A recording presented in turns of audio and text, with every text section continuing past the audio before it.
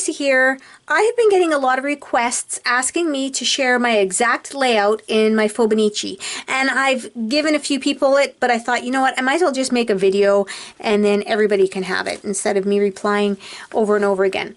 So here is the Fauxbonichi I use, and it is this one here. If you're using a different one, I am sure that the spacing is going to be different because the blocks are going to be a different size. So this is how I do my calendar page in my Fauxbonichi.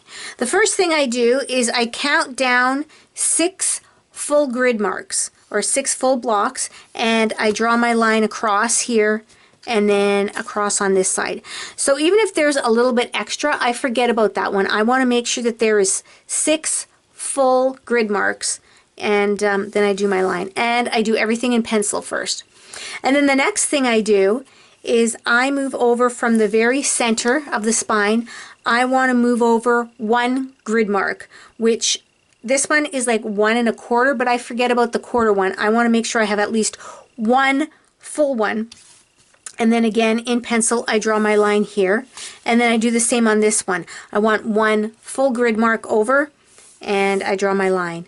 And then I just keep going over, and it is actually, these blocks in the calendar are actually 8 by 8 grid marks. So you count down 8 blocks down and 8 blocks across, and then you draw your line. One thing with this ruler here, it just happens to be very close in size. So once I have one of my lines drawn, I'll put the ruler down, and there's a little bit of overhang, so I move it over a bit that way, and I have an exactly 8 grid marks down, and then I can turn it this way, and I have my 8 grid marks across as well. So I start, once I do my 6 down, and then I have all these lines going on this way, I will take and go 2 grid marks down and do my line across for my days of the week, and I'll do the same on this side. So let me just share with you. Each of the blocks is an 8 by 8 grid, and when I start at the top, it's 6 full blocks or grid marks down, and then 2 for the header of the days of the week. And then this here, let me just share with you the full without any stickies on it, and this is what it looks like. So after I have all my blocks drawn out and everything's drawn out nice and neat, and I've erased all the extra pencil lines, then I like to add all my headers up here. And I told you before I bought these, and I think I overpaid for them, but I'm actually using them, so I guess it's not too bad. And what's fun about these is they actually fit perfectly in here. So then I just peel them off and I stick them, oops, almost made a mistake. Then I just stick them on the actual days, and easy peasy. Now, depending on if you're using stamps or if you're writing, these numbers are going to change for you, because you're going to want these blocks to fit your stamp. That's what I did for my days. I'll show you that, what I did for my days. I made them fit my stamps. And these ones fit in here perfectly, so I don't have to worry about the spacing. But if you want, you can make these blocks higher, or you don't even have to have them. It's your book. You can do whatever you want. But this seems to work well for me. So this is what I've been doing. Besides the day of the week, this little container came with some letters too. So that's where I write down my goals. Is I just stick these little letters on there, and it says goals. So I will do that.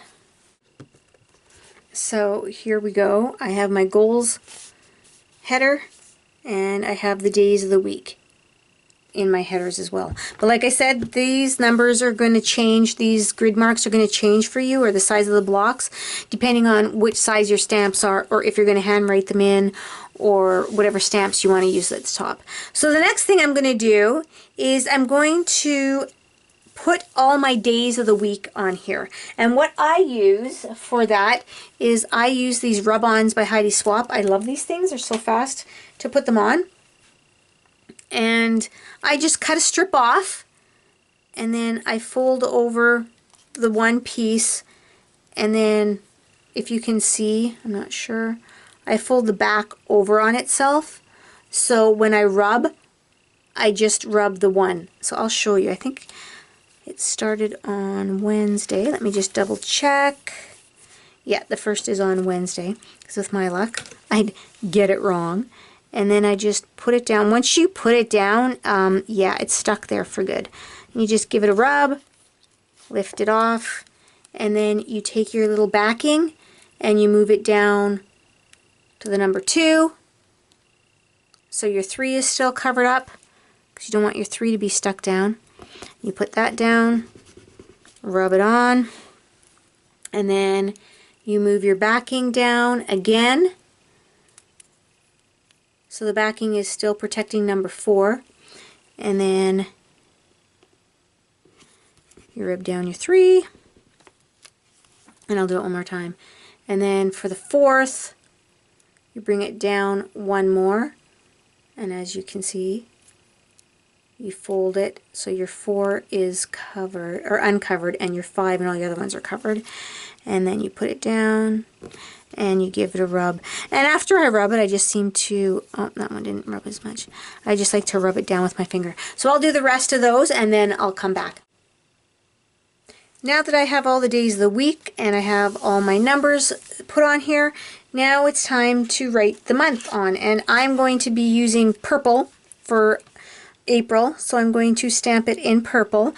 And I put this behind here because with this book and with the washi tape on the tops of my pages, it has, there's lumps and bumps. So I want this page to be nice and straight. And if you make a mistake, it's easy enough to fix it up. I think I did that in, I think it was February's. This one here, I just took a grid recipe card and I just stamped it on top and then adhered it on top. So there's always ways to fix it if you're not happy with it. So what also I like to do is I'm using a block with the month on it, and if you are familiar with these, you know very rarely they're put on here straight. So I always like to do a trial stamp to make sure it's straight, because sometimes it's going up or down or whatever, but actually April is pretty straight. Stamp up your block, and then wherever you want to put it, you just give it a stamp. So there's April's.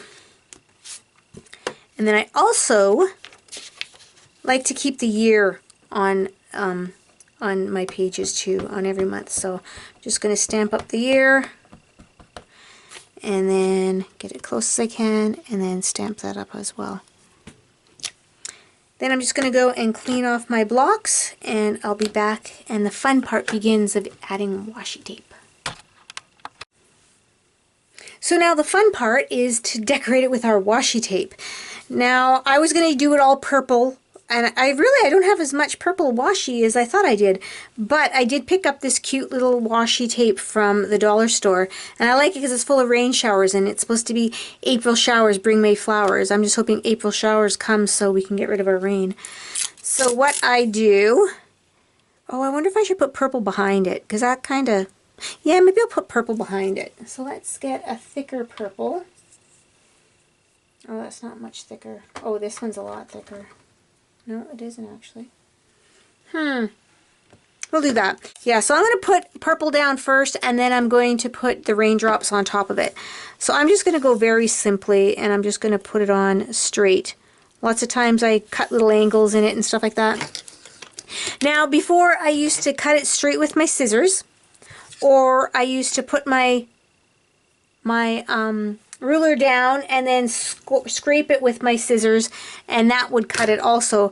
But now I'm just taking it and ripping it, and that's good. It comes out nice and straight. No muss, no fuss, and it's fast. So we will do the same to this side here. Put down the washi. And then give it a nice little rip, and it gives it a nice clean edge. Then I'm going to put the little, this is so cute, eh? Put that on top, and then you have, at least you have purple poking out at the top and the bottom. It just seemed to look kind of stark white. I'm sure it would have probably been fine. And this, I'm going to have to go this way because we don't want the rain clouds and the umbrellas to be upside down. Put that down, even it up with the piece behind it, and give it a rip. So that is decorated. And then at the very bottom, I just found this really fun polka dot washi tape. So we'll decorate it down there. Try to get it as straight as you can. It doesn't have to be perfect. I know, coming from me, that's hard to believe, that it doesn't have to be perfect. But like I had mentioned many times, this Fauxbonichi for me is so much fun because it's helping me not be perfect. I'm letting things go a little bit more, which is freeing. It's not me, but it's freeing anyway. So put that down. It looks pretty straight. And then just give it a nice tear. And see, it gives it a nice clean edge. So that's it for the decorating. How quick was that? Now I'm going to fill in my goals. And my goals are the same every single month. So I'll just write those down and then I'll come back and show you the finished page. Another thing I like to do is I like to mark off the days that don't pertain to this month. And it gives me an excuse to use some more of my washi tape. Because we all have, or most of us have, quite a bit of it.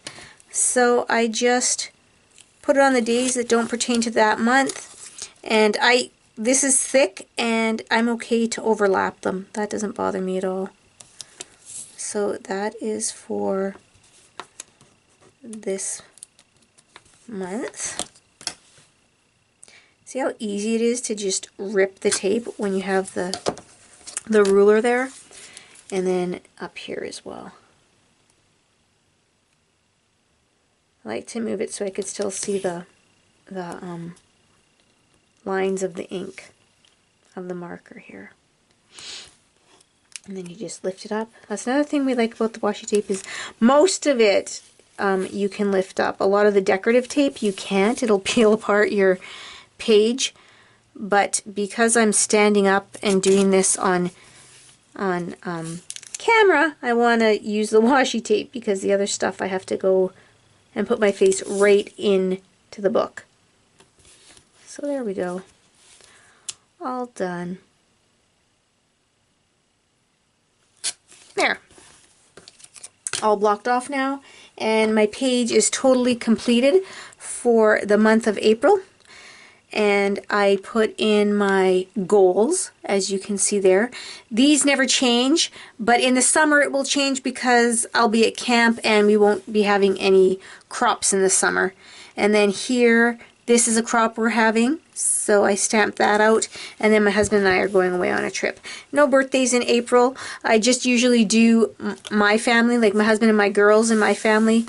Their birthdays on this month, so I have some friends whose birthdays, but nobody in my immediate family. Here are my completed pages for my April calendar in my Fauxbonichi. I hope that helped you out with your layout, and like I said, you can move around a lot of these things. It depends on the stamp size you're using, or stickers, or whatever else you wanted to write here. You might have wanted this bigger, but this is how I did mine, and I hope you enjoyed. So thank you again for watching, everybody, and I really do appreciate every one of your comments. I try to get back to you all. So thanks again for watching, and I hope you all had a very creative day today. Bye now.